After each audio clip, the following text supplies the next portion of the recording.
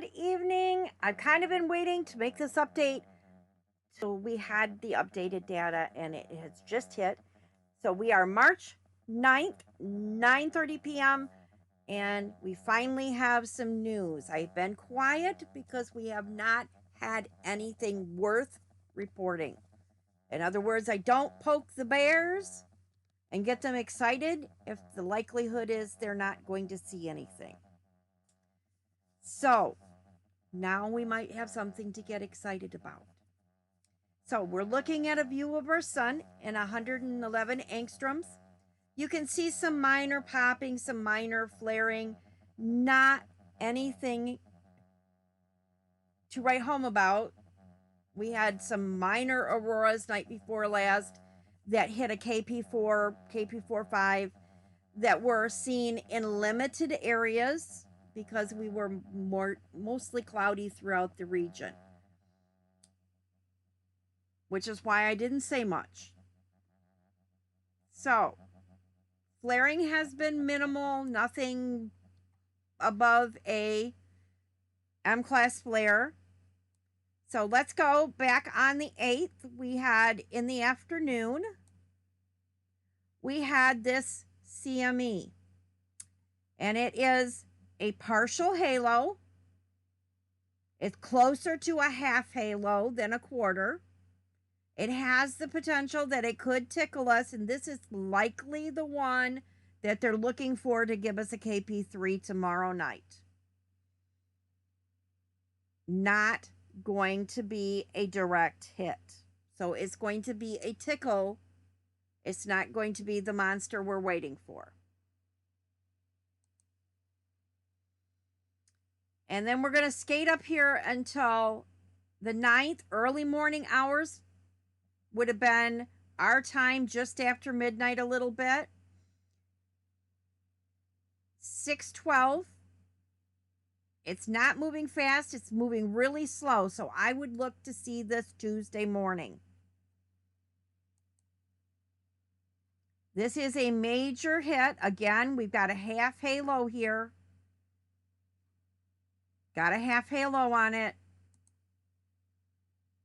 And we can see activity and brightening all the way around here. So I would look for significant brush. Maybe tickle us up Tuesday morning to a KP3, KP4. Possibly somewhere between midnight and early morning hours on that Tuesday morning. Not Tuesday night, Tuesday morning. Don't think it's going to be spectacular. However, we just had this explode. And I'm going to roll this back. And I'm going to look at this in the LASCO 2. So our Earth is off to our right side in the image, okay? Oh, they've taken this down. Oh, Lord. Oh, this is not good. Let's see if we can... Let's see if I can pull this one up. Okay. This is coming right at Earth. There's our first brush. This one's not going to be big. This one's already hit us. Little bit there. Should here. The next one should be here.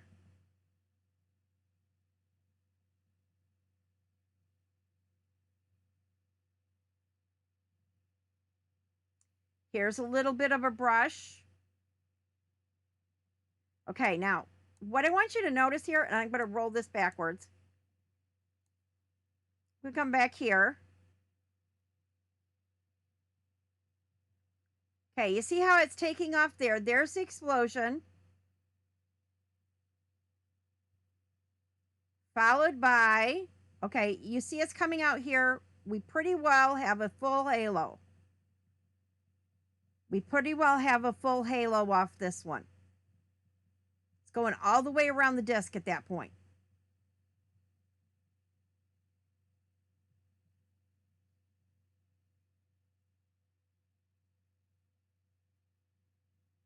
We're going slowly. Okay, here.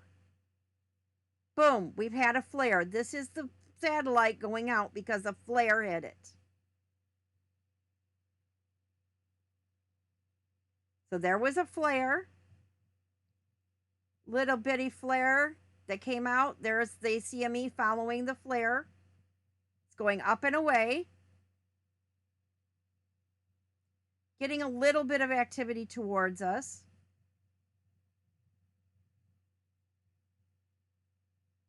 Okay, here's the flare.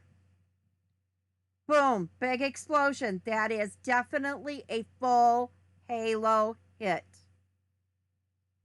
This is going to be all the way around the disk. You can tell this one is going to get all the way around the disk.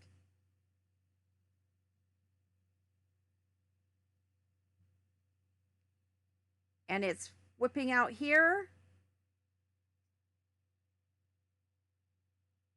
But as I move this back, you can see it right there. Full halo explosion, large explosion. This could be the one we're waiting for. Right there. That is a full halo flare and hit. If it's a CME, which it is, then I would be looking for this Tuesday into Wednesday morning. Maybe faster if it's moving faster. But now look at the shape of this one. It's coming around and back up. So this is coming out and it's curving back up. So this has a lot higher than bit of likelihood that it's going to tickle Earth. This isn't going straight down and away. It's coming down and back up.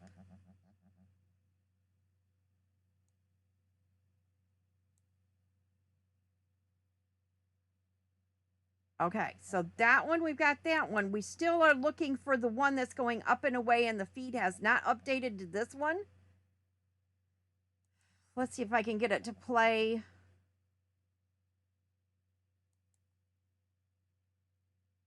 On the 48-hour graph here.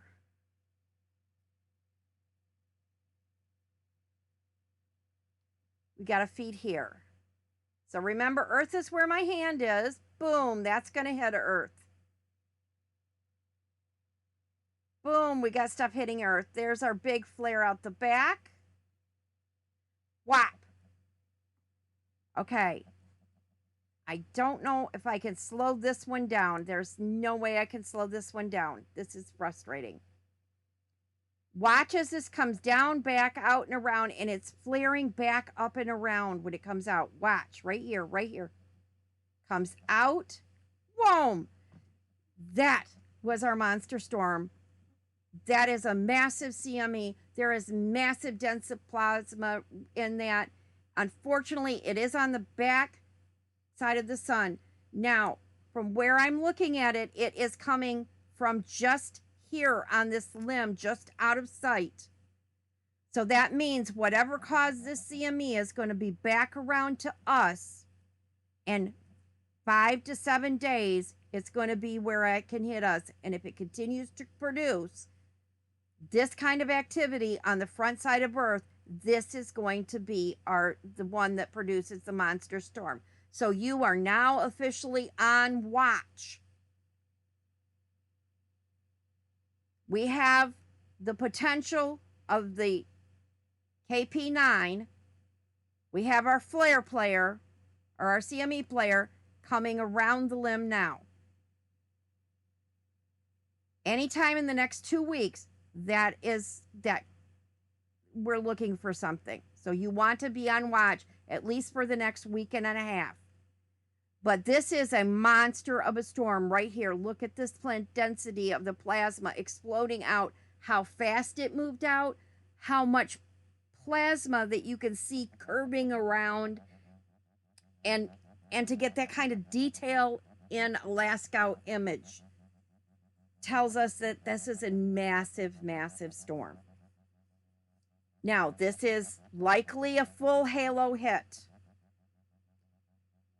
It is going to whip around the sun and hit us, so this likely could change next week's forecast this could be what we're waiting for.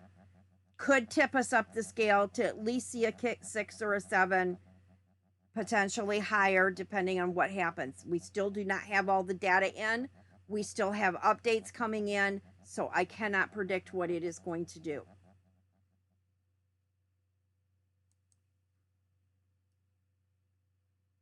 We do not have a forecast out beyond. Here's Sunday night. Here's Monday night. We don't have anything for Tuesday morning into Tuesday. This happened right here. We're going to look for that into Tuesday. That's good news, people. That's really good news. So we're looking at that. Let's see how fast that was moving. Let's go back here. That was moving at under 2,000 miles, so that potentially could hit in our dark hours on Tuesday night, going into Wednesday. That's when we want to look for it. Looking ahead, this is our storm system. It is moving out. It's called considerably cloudiness, and it will be exiting through tomorrow. We should have clear skies through Michigan tomorrow, into Wisconsin, some cloudiness into Minnesota and maybe Wisconsin, but we should have partly clear skies into next week.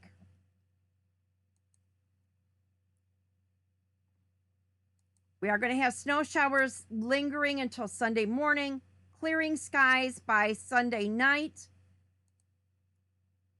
Few clouds for Monday and Tuesday. Wednesday, I look for Minnesota, Wisconsin. You may be starting to cloud up. Depending on how fast that storm system is moving, Wednesday, you may be clouding up. Thursday, Michigan will be clouded up and the rain shall be starting to move in. We'll have rain Thursday, Friday, Saturday, Sunday. But Sunday, we're looking at squalling snow showers. So they aren't going to be totally clouded up on Sunday. Monday, we are going to be clouded up. And mostly cloudy to partly cloudy skies through the rest of down to the 23rd. So you are officially on watch. What do you as a newbie need to know? The first thing you need to know, cell phones, you should be fine. You don't have to worry about lens sizes because your cell phone has all the different lens sizes built in. So this should be able to be captured by just about any cell phone if it's any size storm, and you should be fine. You've got ultra wide angles in your cell phones. You will want a tripod. So go to Walmart, Kmart, somewhere, Best Buy, any box store, and get a cell phone tripod. You will need it. You cannot handhold your phone to catch this. Not and hold it stable for the amount 6 to 8, 10 seconds that you're going to need to catch a good image. Those of you who are using cameras, a lot of you may have 28 millimeter lenses with your kit cameras.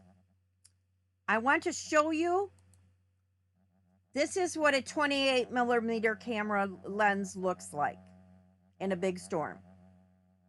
It's kind of boring. It's absolutely boring. Not much detail to it, and you won't get much detail because these storms are massive. Even with the 24, you're only gaining 10% of a wide angle, so you're only adding 10% onto that. It's not going to be as wide as you need. Once you start dropping to the 20 millimeters, 14 millimeters, and down into fisheyes is when you can completely capture a KP9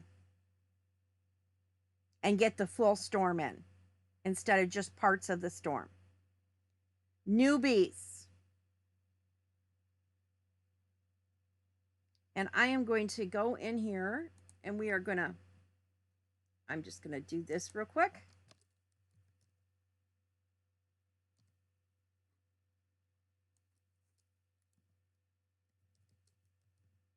And some of you can go in here and you could type in on Flickr, Peggy Suzanne.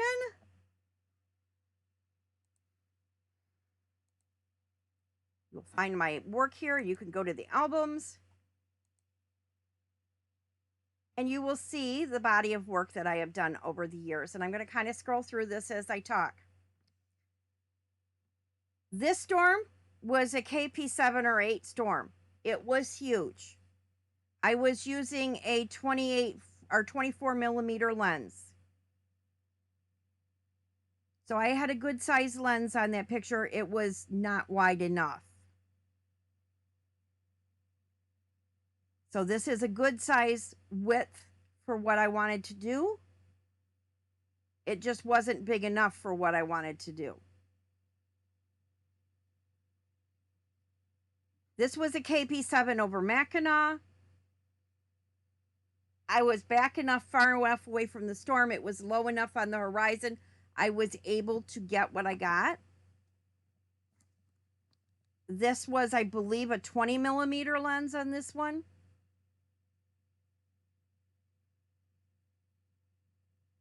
This is what I'm talking about with the KP9. This was a KP9. It towers above you. It goes from one side to the other all the way across. It is massive. This, I believe, was either a 20 or a 15 millimeter lens, and it was the only way I was able to capture the width of this. So you want to think about how close you are to the storm. Now, we are having a magnetic pole reversal on Earth. We do not have to be right at Lake Superior to get a good picture at a KP9.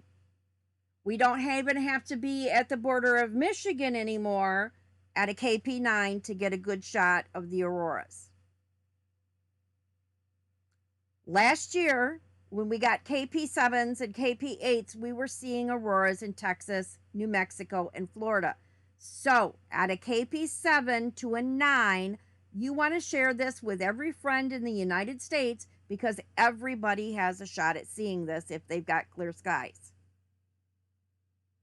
All you have to do is go outside, find a dark location that looks north with an unimpeded view without light pollution.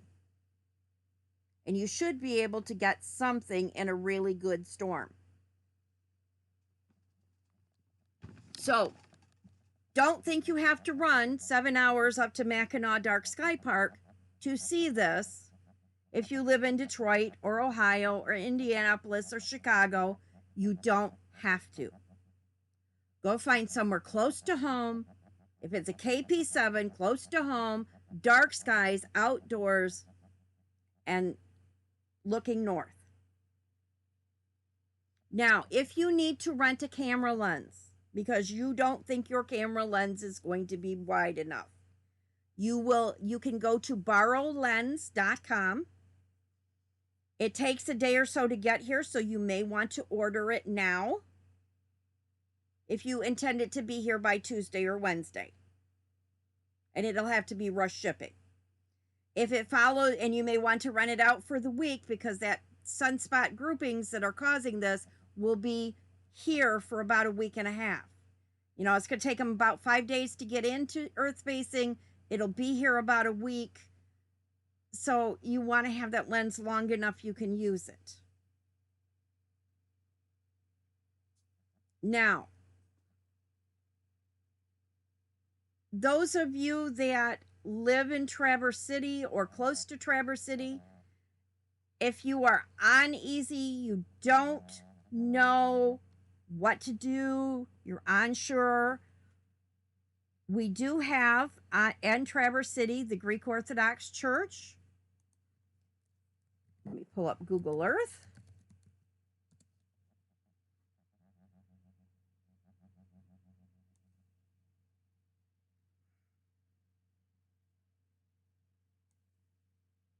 See if I can get Google Earth here.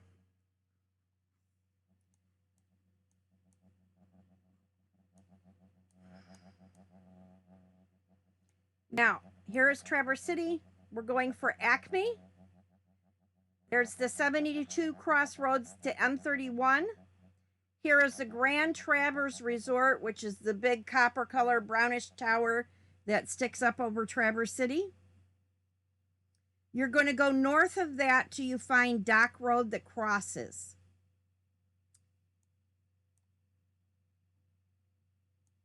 Then you will find, right here's our sign. That will be the only light you see on this hilltop is that sign. So the driveway is immediately following. You're going to pull a hard left. You're going to go all the way to the back parking lot. So pull all the way through to this back parking lot. Park back here. So when you're turning your lights on and off to leave, that you're not disturbing anybody else. Handicap, we're going to park up here in the front so they don't have to walk so far. And we're going to leave this area right coming in the drive, straight in the driveway, open. That always stays open, people. This way people can stand there, they can collect there, and they can get a good view of the auroras. Or we have areas back here that has seating and a fire pit, and we have lots of areas around the sides and backs. This summer you can throw down blankets and bring your family, do star watching, and really enjoy the hilltop. That's what we have designed. And you just got to let me know you're going up there, and I can call lights out if you just want to do a star night. And on Aurora nights, I call lights out. Once we hit a KP5, I will call lights out. And then I will be up there between dark and 1 o'clock in the morning. So if anyone needs help with their cameras, cell phones, likewise, they can come up there and find me. So I'm going to leave you with that. We are now officially on watch. We should see updated data by morning, and I will make another announcement once I get the data in and we see exactly what's going on, if that storm is going to whip around Earth and get us. And we will have to be on watch as those sunspot regions rotate in, because if they continue to produce storms like this, then they will be the one that gives us our monster March storm. Please be aware. You may see cell phone interruptions with this storm and with anything that happens of a storm this size. It is not unusual. These storms can do that. You may see internet outages. You may see satellite outages. You may have power grids go down. It is not, quote, not a terrorist attack. Our sun is doing this to us. And the reason it's becoming an issue is because we have the magnetic pole reversal on Earth has weakened our magnetic shields. The electromagnetic energy and the radiation is dropping lower into our atmosphere, and it's having some unexpected events, for lack of a better word. NASA and NOAA, minute by minute, all day long, update, and our power grids and our satellites and our cell phone operations, our trains, our airplanes, they're all watching this data minute by minute all day long. But we're entering a time that, and they have preventative measures that they put in place to protect our power grids, our internet, to protect the train tracks and the switches on the train tracks. They have things that they do to prevent planes from being attacked, affected by the GPS outages. They do have things they do. But because we're having this magnetic reversal, and we're having more being dumped into our planet on unprecedented amounts, nobody knows quite what to expect. because this hasn't happened for 400,000 years. Nobody was alive to remember the last time this happened. So we don't know what kinds of effects are going to happen. So we may see weird things like flamingos in Lake Michigan because the magnetic field lines are screwed up. And they thought they were going one place and following the magnetic field lines and ended up in Lake Michigan because they didn't know where they were because their internal stuff was screwed up. Those of you who are dedicated photographers, I'm sure you've noticed the last 3 or 4 years, all the animals are nesting in different places. They're not coming back to the same places they always do. Their migration patterns are changing. It's because we have changes in our magnetic field lines in Earth. And birds fly by following magnetic field lines. So that's being affected. So we just don't know what's going to happen. And even though we have things put in place to protect us, it doesn't mean once in a while that something isn't going to happen to overwhelm those things and we shouldn't panic. We should operate as, oh, it's the sun.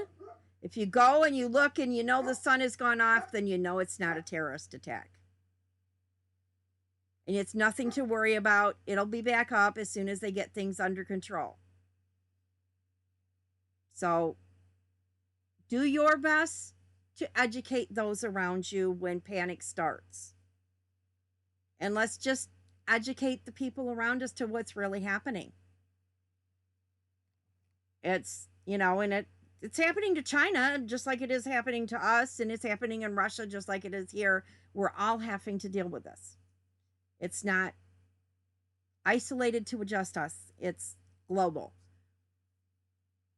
The one thing you can do is go down here and you can watch these lines right here, like right here. If this was hitting red or yellow, you would know that this is getting affected by a frequency of radio waves that can affect, GPS signals, cell phone signals, power grids. You know that area of the planet is getting hit. And you know how much of a magnetic load or how much energy is being absorbed by our planet by looking at this graph right here. So if your cell phone is acting funny, go look at the graph. Oh, well, okay. This area is being affected. It's no big deal. So keep an eye on your magnometers. Those newbies, when you start seeing it go up, that's when you want to start watching for something to happen.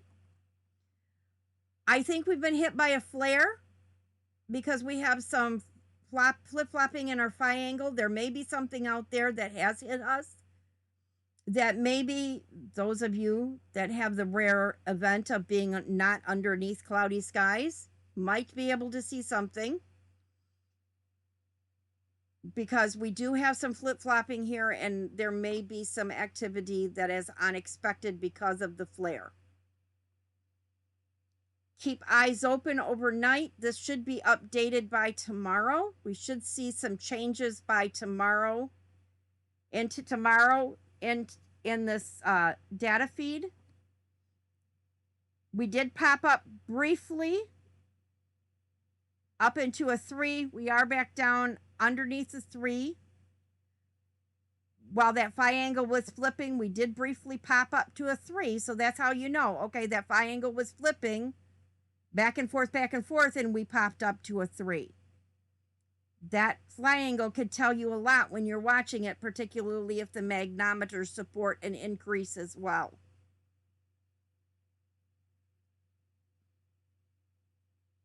Everybody's on watch, so keep eyes open and ready to go. Get your batteries charged, get everything prepared, get on Google Earth, find your locations, find your travel buddies.